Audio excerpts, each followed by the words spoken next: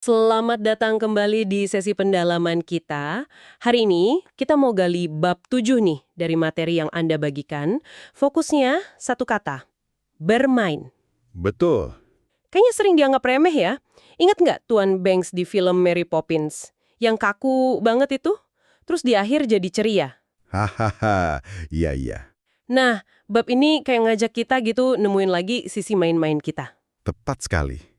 Dan sumber ini langsung menantang pandangan umum loh, yang bilang main itu cuma buang waktu atau buat anak kecil aja.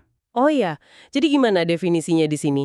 Bermain itu ya melakukan sesuatu murni karena senang aja.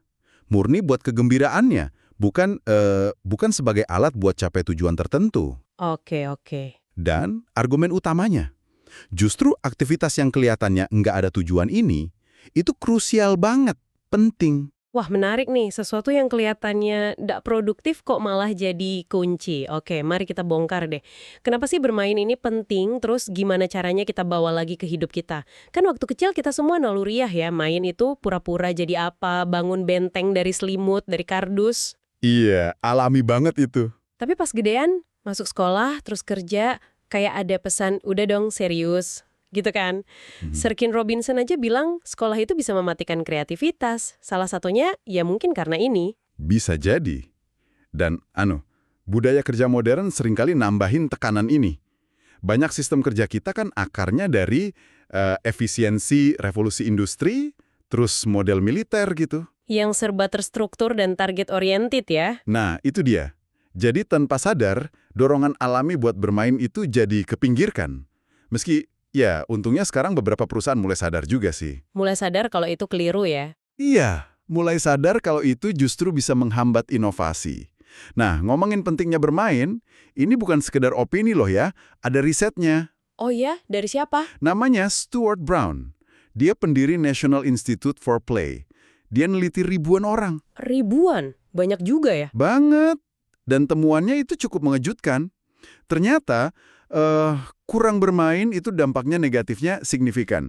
Dia bilang mirip kayak kurang tidur dampaknya. Serius? Iya. Jadi ini bukan lagi soal bagus kalau ada, tapi udah jadi kebutuhan dasar. Buat kesehatan, buat hubungan, bahkan buat inovasi di kerjaan. Wah, kebutuhan dasar. Itu framing yang kuat banget sih. Kalau gitu, gimana persisnya cara kerja bermain ini? Sampai bisa sepenting itu? Sumbernya jelasin nggak? Ada. Dijelasin ada 3 cara spesifik gimana bermain itu bantu kita bereksplorasi. Pertama, bermain itu kayak membuka pikiran kita, memperluas pilihan gitu. Maksudnya? Jadi, bantu kita lihat koneksi antar ide yang tadinya nggak kelihatan. Membuka kemungkinan-kemungkinan baru. Kayak Einstein lah, dia kan lebih menghargai karunia fantasi daripada sekedar pengetahuan. Ah, oke. Jadi kayak melatih otot melihat peluang atau berpikir out of the box gitu ya. Masuk akal. Terus yang kedua? Kedua, bermain itu. Penawar stres yang ampuh banget, alami. Penawar stres.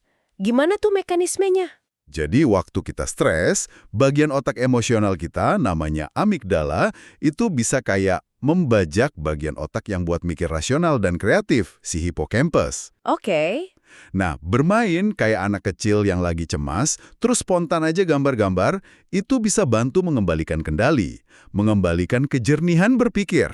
Wah, ini relevan banget sih di zaman sekarang yang serba cepat. Jadi bermain itu kayak semacam tombol reset mental gitu ya. Bisa jadi. Poin ketiganya apa? Nah, ketiga, ini mungkin yang paling nggak disangka. Menurut psikiater Edward Hallowell, bermain itu justru meningkatkan fungsi eksekutif otak kita. Fungsi eksekutif itu yang buat perencanaan, prioritas, gitu-gitu bukan sih? Betul banget. Kemampuan otak buat ngatur diri, merencanakan, nentuin prioritas, menganalisis, itu semua malah diasah lewat bermain. Tunggu. Jadi aktivitas yang kelihatannya santai, bebas, nggak terstruktur, malah ngasah kemampuan analisis dan perencanaan. Ini agak melawan intuisi ya, tapi menarik banget. Persis. Justru kombinasi antara eksplorasi bebas sama stimulasi logis secara nggak langsung, itu yang bikin dia kuat. Banyak loh penemuan besar, kayak Newton, Einstein, bahkan Watson and Crick, penemu DNA, itu idenya muncul pas pikiran mereka lagi bermain.